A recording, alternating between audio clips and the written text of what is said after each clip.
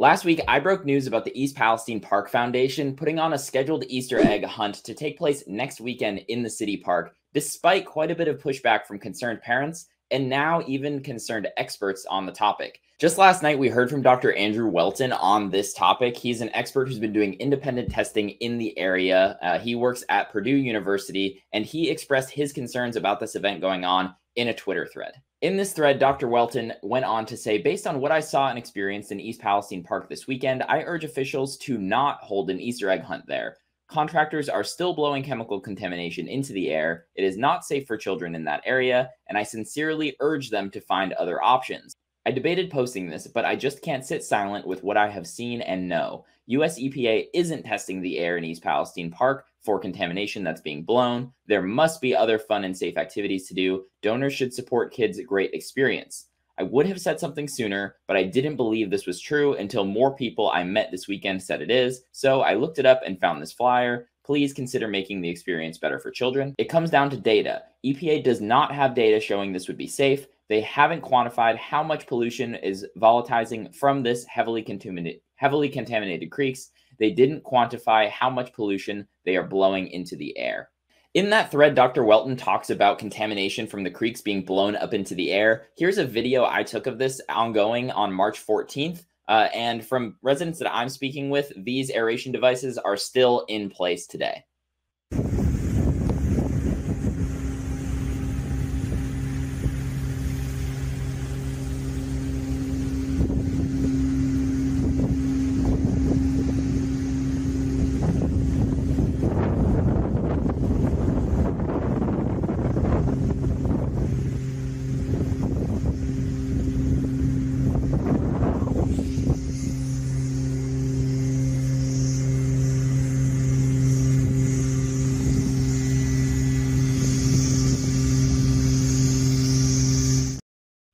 So what you were looking at right there is where Leslie Run and Sulphur Run meet in East Palestine, and that is essentially the entrance to the park in question here, where this Easter egg hunt is still scheduled to take place, not this weekend, but next weekend. Again, the process that's happening here is essentially they are taking contaminated water from a little bit further upstream, sucking it up through these tubes, pumping it, and then spraying this contaminated water up into the air with the hopes that the chemicals separate out from the water and you just have the water landing back into the creek, and that the chemicals then are sprayed up into the air to dissipate is what the goal is here. But this is happening at the entrance to the park where they're scheduled to have a children's Easter egg hunt.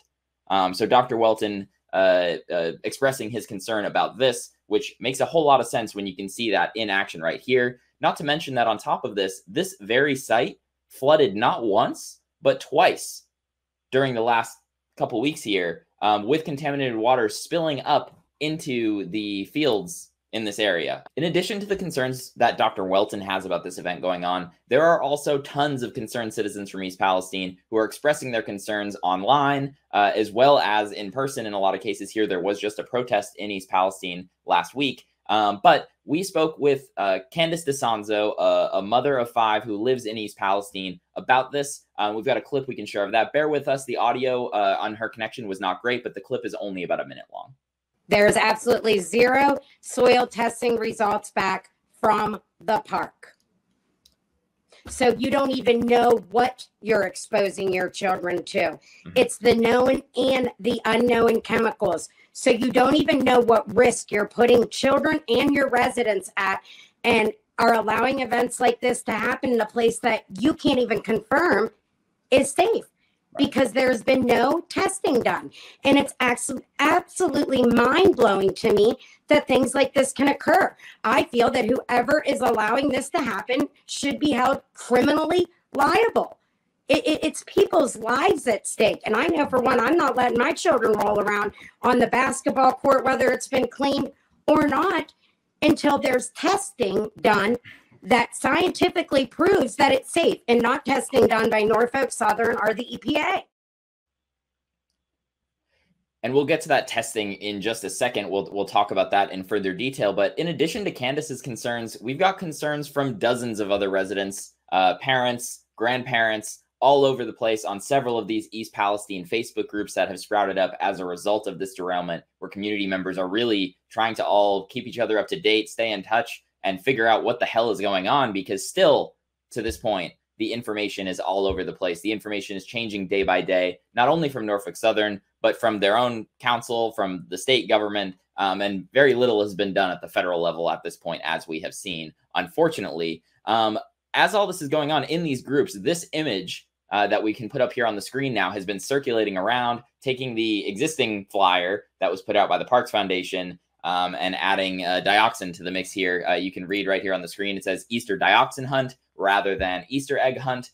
So folks definitely frustrated with what is going on in East Palestine right now surrounding all of this. And again, as you heard Candace say, to date, there has been 0 soil testing results given from the city park at all. There's been no soil testing results done. We heard Dr. Welton say they are not doing appropriate air tests in the park as well, considering they're spraying this stuff in the air. And there definitely is some concern from the city council about what is going on here in the park, about potential contamination in the park, because on March 13th, when yours truly was the only national reporter in the room, Colin was the only cameraman in the room at the city council meeting, the mayor and the city manager talked about needing to clean the playground, clean the tennis courts. Colin, we can go ahead and play that clip.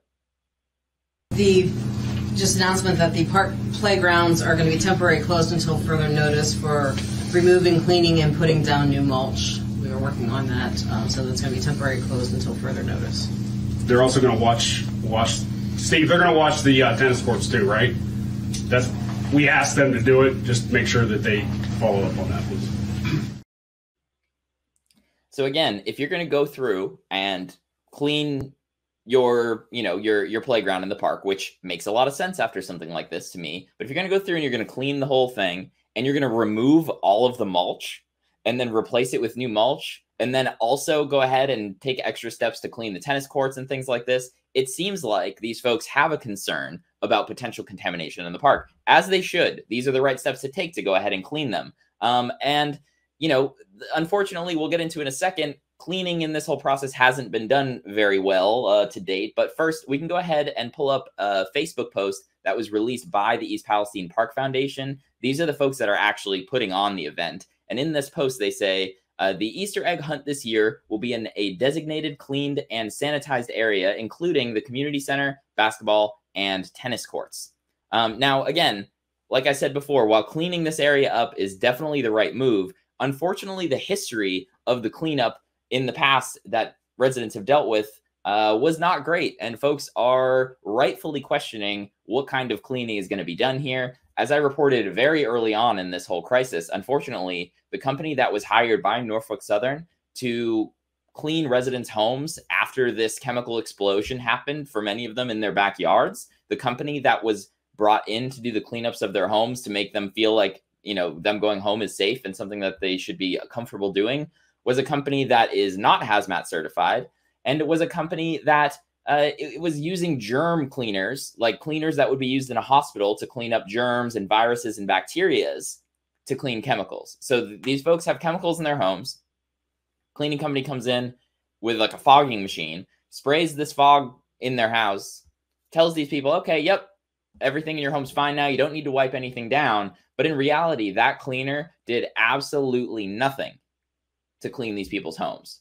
So, and you can look, we wrote a whole Substack piece about this. It will be linked below if you want to check that out.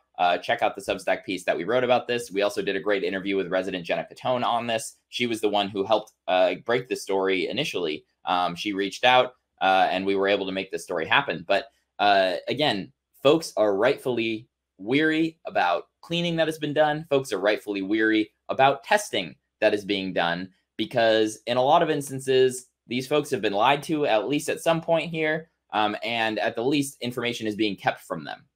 And then, unfortunately, to wrap a bow on this unfortunate Easter surprise that East Palestine is dealing with, earlier last week, we saw an article come out from The Guardian, and in this article, and I'm going to go ahead and quote from this, they found that the dioxin levels were, quote, hundreds of times greater than the exposure threshold above which the EPA scientists in 2010 found poses cancer risks. Now, This was in soil that was pulled from the derailment site and was being shipped off to the state of Indiana for disposal. The state of Indiana wanted to run tests on this to see what the heck they were accepting, and they ran these results and found these test results that the Guardian reported on here. So am I saying that the soil in the park is going to be as contaminated as the soil right next to the derailment? No, I'm not saying that. But if there are dioxin levels hundreds of times higher than the threshold that could cause cancer, according to the EPA themselves, found at the derailment site, even if it's, 1/100th of that at the park, that is still posing a cancer risk, and not posing a cancer risk to just anybody, posing a cancer risk to the children who live in East Palestine. This decision feels very reckless. It feels like something that absolutely does not need to be happening. It feels like something that you could either postpone for a year or have it one town over. I'm sure any of the surrounding towns that aren't dealing with some of these issues would be more than happy to have East Palestine have their Easter egg hunt in their park or in their community center, whatever it may be. Unfortunately, at this point, I did reach out to the mayor's office as well as to the Parks Department. I reached out to them on Friday morning, so this is several days ago at this point. I followed up with them again this morning. As I'm recording this, we have not received any response back as to whether or not they are considering canceling or relocating this event. We'll definitely stay on it. I'm going to keep you updated on this as we go. If you're not already subscribed to us here on Status Coup, please hit the subscribe button down below. Consider checking out the Substack as well that I mentioned before. That is statuscoup.substack.com. You can also follow me on Twitter at LewisD217. Thank you all so much for watching. Have a good day.